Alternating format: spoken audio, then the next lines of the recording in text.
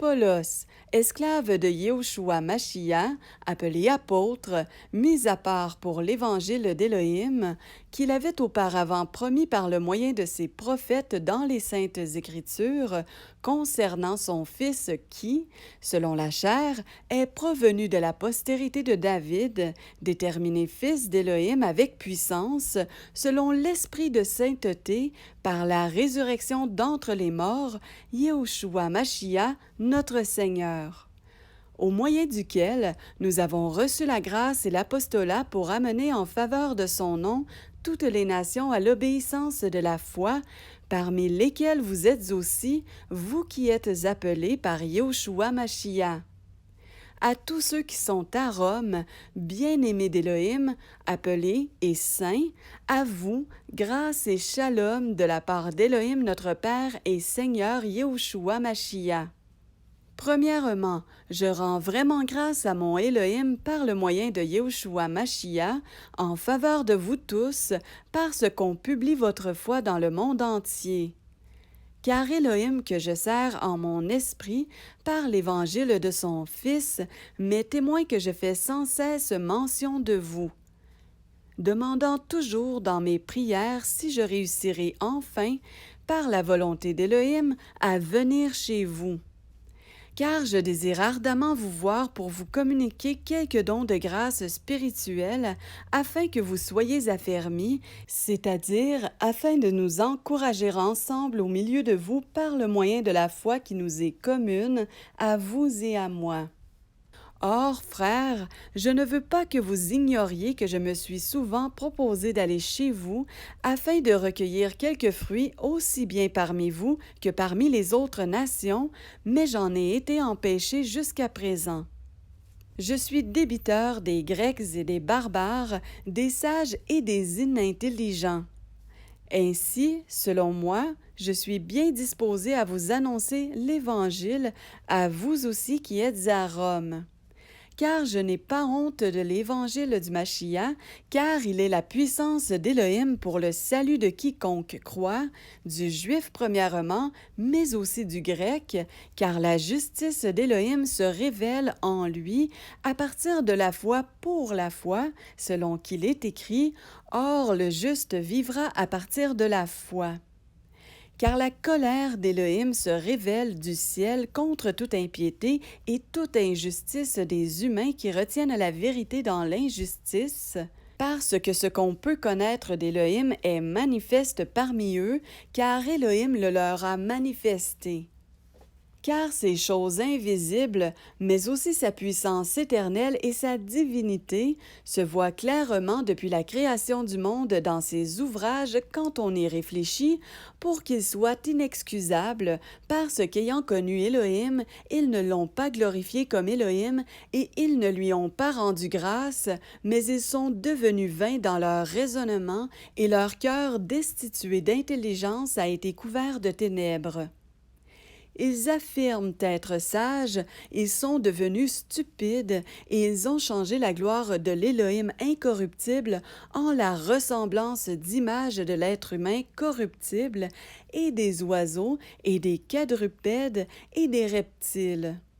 C'est pourquoi aussi Élohim les a livrés, dans les désirs de leur propre cœur, à l'impureté pour déshonorer entre eux leur propre corps, eux qui ont échangé la vérité d'Élohim contre le mensonge et qui ont adoré et servi la créature au lieu du Créateur, qui est béni pour les âges. Amen. C'est pourquoi Élohim les a livrés à leur passion déshonorante, car même les femelles parmi eux ont échangé les rapports sexuels naturels pour des relations contre nature. De même aussi les mâles, abandonnant les rapports sexuels naturels avec le sexe féminin, se sont embrasés dans leurs désirs les uns pour les autres, accomplissant des choses honteuses, mâle avec mâle, et recevant en eux-mêmes la juste et correcte récompense de leur égarement.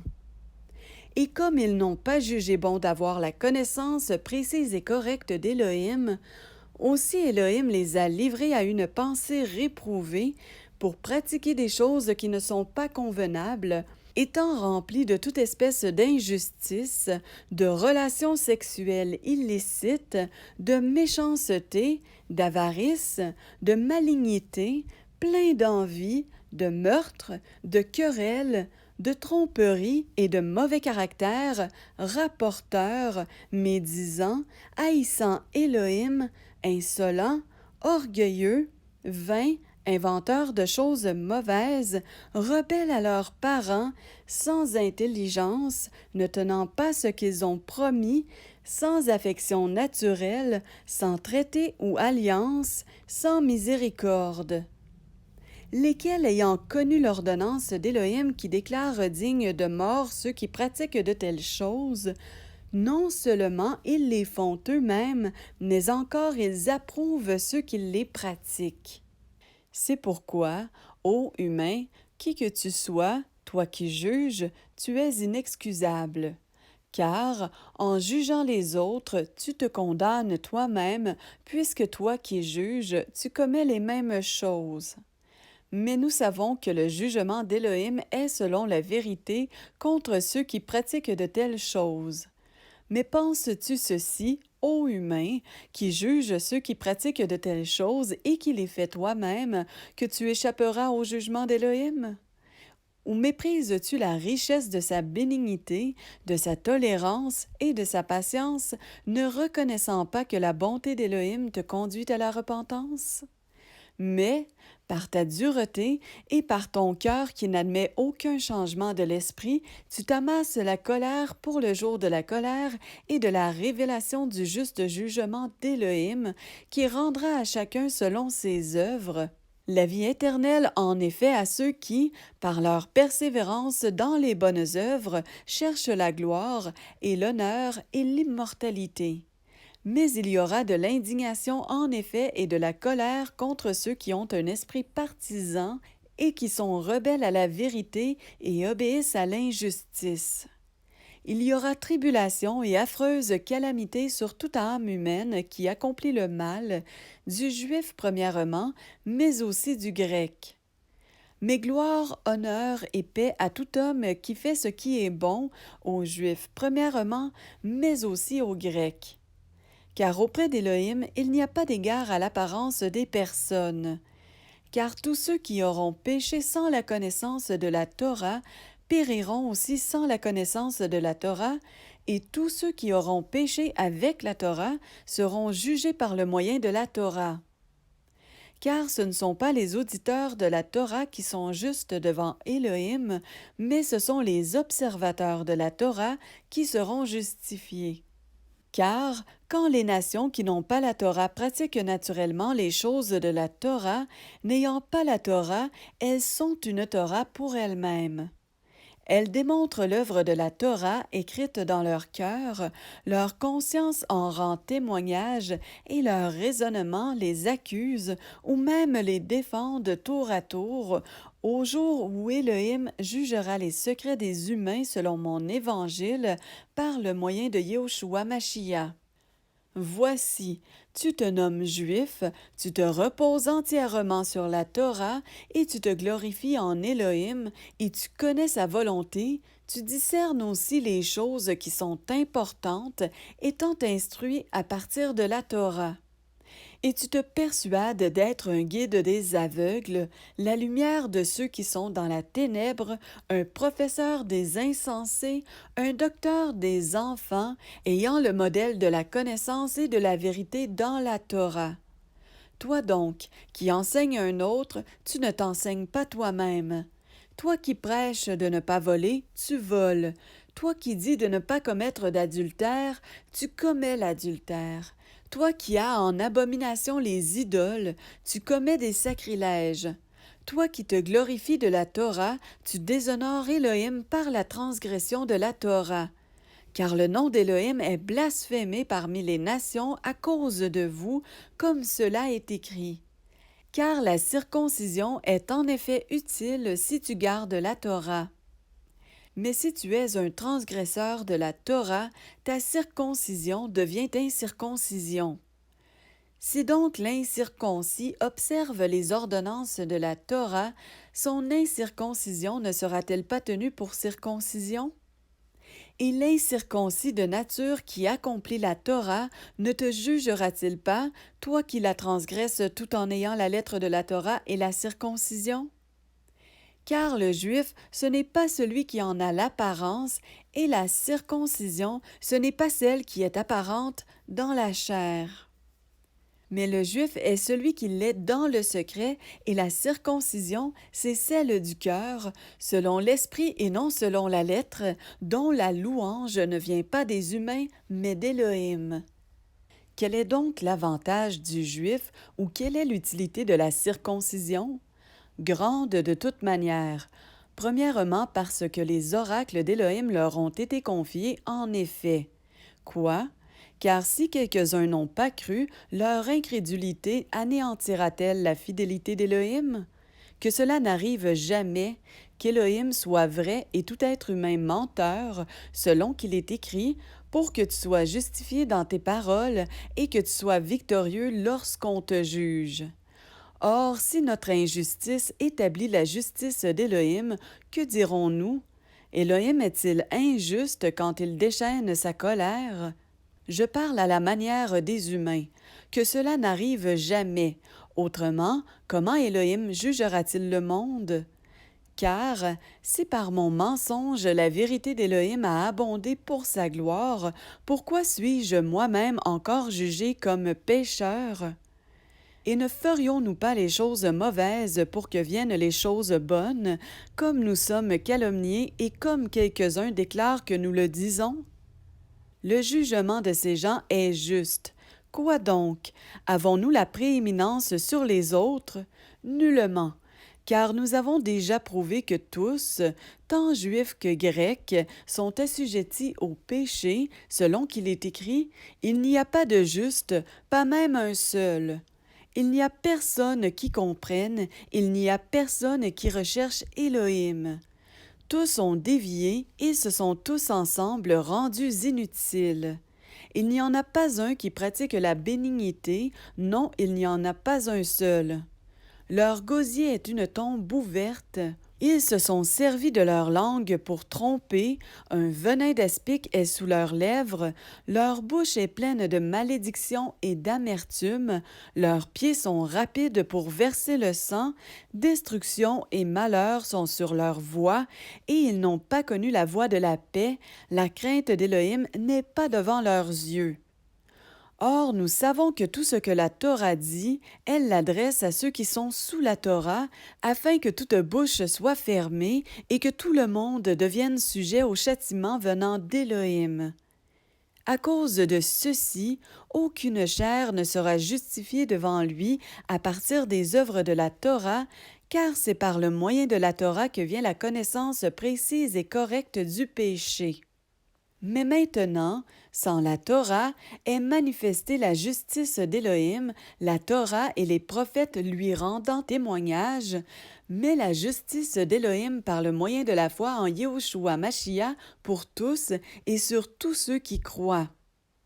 Car il n'y a pas de différence, car tous ont péché et n'atteignent pas la gloire d'Élohim, étant justifiés gratuitement par sa grâce, par le moyen de la rédemption qui est en Yahushua Mashiach, qu'Élohim a exposé au regard pour être la propitiation au moyen de la foi, par son sang, pour la démonstration de sa justice, parce qu'il n'avait pas été tenu compte des péchés commis antérieurement, dans la tolérance d'Élohim pour la démonstration de sa justice dans le temps présent, pour être juste lui-même et justifiant celui qui est de la foi en Yahushua. Où est donc le sujet de se glorifier? Il est exclu. Par le moyen de quelle Torah? Des œuvres? Non, mais par le moyen de la Torah de la foi. Nous estimons donc que l'être humain est justifié par la foi sans les œuvres de la Torah. Mais Élohim est-il seulement celui des Juifs? N'est-il pas aussi celui des nations? Oui, aussi celui des nations, puisqu'il n'y a qu'un seul Élohim qui justifiera la circoncision à partir de la foi et l'incirconcision par le moyen de la foi. Abolissons-nous donc la Torah par le moyen de la foi? Que cela n'arrive jamais. Au contraire, nous établissons la Torah. Que dirons-nous donc qu'Abraham, notre père, a obtenu selon la chair? Car si Abraham a été justifié à partir des œuvres, il a de quoi se glorifier, mais non pas envers Élohim. Car que dit l'Écriture? Abraham a cru en Élohim, et cela lui a été compté comme justice. Or, à celui qui fait un travail, le salaire ne lui est pas compté comme une grâce, mais comme une chose due. Mais à celui qui ne fait pas un travail, mais qui croit en celui qui justifie l'impie, sa foi lui est comptée comme justice. De même aussi, David parle de la déclaration de bénédiction de l'être humain à qui Élohim compte la justice sans les œuvres. Bénis sont ceux à qui les violations de la Torah sont pardonnées et dont les péchés sont couverts. Béni est l'homme à qui le Seigneur ne tient aucun compte de son péché. Cette déclaration de bénédiction vient-elle sur la circoncision ou aussi sur l'incirconcision? Car nous disons que la foi fut comptée comme justice à Abraham. Comment donc lui a-t-elle été comptée? Quand il était dans la circoncision ou dans l'incirconcision? Non dans la circoncision, mais dans l'incirconcision. Et il a reçu le signe de la circoncision comme sceau de la justice de la foi qu'il avait eue dans l'incirconcision, pour qu'il soit le père de tous ceux qui croient, quoique dans l'incirconcision, pour que la justice leur soit aussi comptée, et le père de la circoncision pour ceux qui, non seulement sont de la circoncision, mais aussi qui marchent sur les traces de la foi que notre père Abraham avait eue dans l'incirconcision. Car ce n'est pas par le moyen de la Torah que la promesse d'être héritier du monde a été faite à Abraham ou à sa postérité, mais par le moyen de la justice de la foi. Car si les héritiers le sont à partir de la Torah, la foi est rendue vaine et la promesse est abolie. Car la Torah produit la colère, et là où il n'y a pas de Torah, il n'y a pas non plus de transgression. Pour cette raison, c'est à partir de la foi, afin que ce soit selon la grâce, pour que la promesse soit assurée à toute la postérité, non seulement à celle qui est à partir de la Torah, mais aussi à celle qui est à partir de la foi d'Abraham, qui est le père de nous tous, selon qu'il est écrit: Je t'ai établi père de beaucoup de nations, devant l'Élohim en qui il a cru, celui qui donne la vie aux morts et qui appelle les choses qui ne sont pas comme celles qui sont. Qui, contre espérance, crut avec espérance pour devenir le père de beaucoup de nations, selon ce qui avait été dit, ainsi sera ta postérité. Et n'étant pas faible dans la foi, il n'a pas considéré que son corps était déjà atteint par la mort, vu qu'il avait environ 100 ans, et que la matrice de Sarah était morte. Et il n'a pas douté à l'égard de la promesse d'Élohim par incrédulité, mais il a été fortifié par la foi, et il a donné gloire à Élohim, et étant pleinement convaincu que ce qu'il a promis, il est puissant aussi pour l'accomplir. C'est pourquoi aussi cela lui a été compté comme justice. Mais ce n'est pas à cause de lui seul qu'il est écrit, cela lui a été compté, mais aussi à cause de nous, à qui cela est sur le point d'être compté, à nous qui croyons en celui qui a réveillé d'entre les morts Yahushua notre Seigneur, lequel a été livré à cause de nos fautes et qui a été réveillé à cause de notre justification.